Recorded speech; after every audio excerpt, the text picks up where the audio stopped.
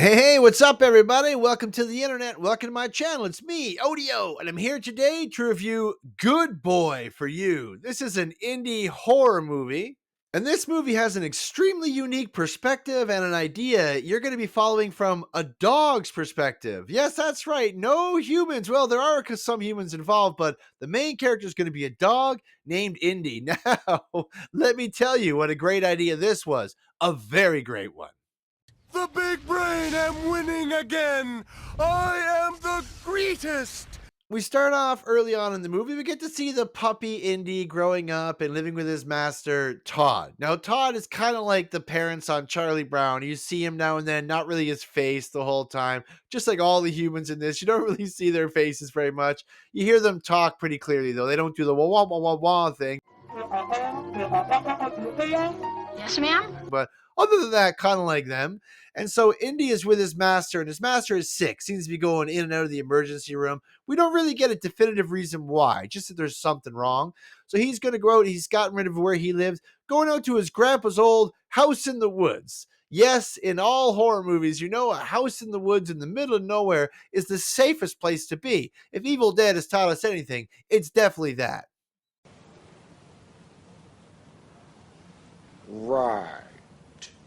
So as I said, we are going from the dog's perspective, though, so we don't really follow Todd, just the dog. So we're often on the ground or lower, and you get to see what the dog can see. And there's a lot of hints that you get throughout the movie from either TV screens playing stuff, old movies, announcers in the background, or conversations with the only humans in it, really. Todd, his sister Vera on the cell phone. They say how, well, dogs are different. They can smell things. And you're like, oh, is there's something going on with the dog?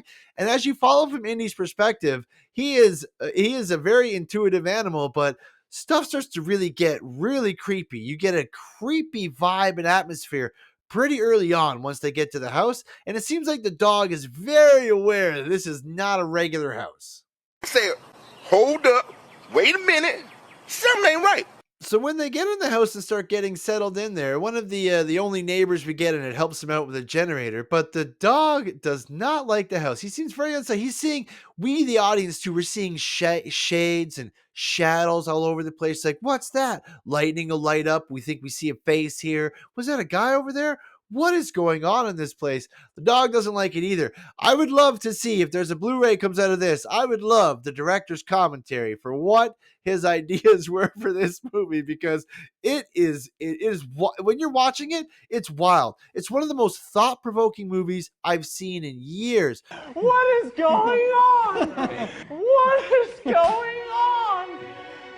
The dog, I mean, the dog is one of the best actors I've ever seen in my life. Honestly, not since The Littlest Hobo has any dog performance enraptured me so much. Settle down until tomorrow. I'll just keep moving on down this road. London was a classic on Littlest Hobo, and Indy is a classic here. Especially one of the scariest moments in the movie is when the dog is left in the house alone, and he reacts just like a dog would when it gets left alone. It goes around barking at the window, trying to scratch to get out, looking for its master, and you become really unsettled as watching it. You're, oh my goodness, he's like, what's going on? Why doesn't he want to be there? And you hear sounds like floorboards creaking, doors opening, thumps in the ground, and the dog was so attentive you can hear that through the dog's ears. Oh my goodness, such a different way to do it. So creepy, and so many questions about, did that happen, or the dog just perceive it that way because it's a dog? I mean, wow, I loved it. It's a standout horror movie for me. Perfect.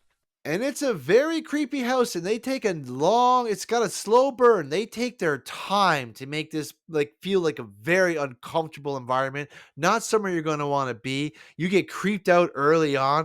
You start rooting for the dog. I wish he could talk. There's so many moments where he sees things, and I'm like, oh, you got to tell the master what's going on. But the dog will try to bark or warn him, and he gets signs. The owner gets signs from a phone here and there.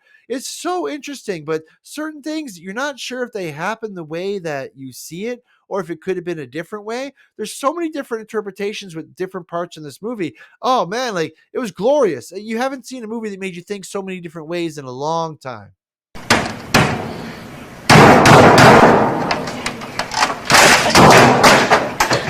This movie also continues the old movie and cabin trend of very creepy basement. Yes, it's not like the Home Alone fire one, closer to the Evil Dead one, maybe, but it is a dark and dreary basement, and I would not go in it. The way they use the basement in this, it's like it's a character in the story, especially to the dog, right? Because the dog will hear something or want to go down there, and it's an animal, so it just reacts like it would. But when you're a human, you hear all these things and see stuff. You're like, I wouldn't go down there. No way in hell. But a dog will always go check things out. And half the time you're cheering at the dog, like, yay, great job. Or no, don't do that. Or oh my goodness, please. Because you don't want nothing bad to happen to the dog. You're not looking for John Wick here. But the movie talks about a lot the bonds between a human and a dog, and how dogs can help humans avoid certain dangers and things like that with things they can sense and things. And so it's just honestly awesome. And when you get to the ending, wow, there's so many different ways you can take the ending. I took it a different way than the person I was watching with, and we had quite the discussion about it. The way we both looked at things was totally different, but we both saw the same movie, but you can interpret it a bunch of different ways. Just fantastic. I mean, how many movies can you both watch the same thing and get a totally different take from it? But also a similar take because it's the dog perspective. So none of us really know if it was what was going on, if it's just how the dog saw it. Just phenomenal. An amazing way to do it. Totally unique following a dog. Like I said, you're down below, you're short most of the time, and he's looking up at things. So everything looks different. Creepy things look even creepier because you're looking at it from down below. Shadows are very up high and stuff. Oh, just really good. Big money! Big prizes! I love it! Good Boy is just an extremely unique horror movie. It's got a great runtime. You're not at it too long, but with the unique dog's perspective, the scary, chilling house, the evil in the woods, the is there a supernatural being or not going on here, and a lot of questions that fly around. It's just a great time and a great horror movie. And this is the time of year to go watch that type of thing. Overall, I'm going to give Good Boy an 8.5 out of 10 on the odometer. A lot of fun, really interesting, and you have so many questions. It'll provoke discussion with the people you see it with. Oh, just a great movie, and just the perfect time of year for it to come out, right around Halloween. I had a great time with it. I think you will too. If you get a chance, an easy recommend. Go out to the theater and check it out. But thanks so much for watching this far, guys. I really appreciate that. Please like, share, subscribe to the video, and remember, everybody, stay out of trouble.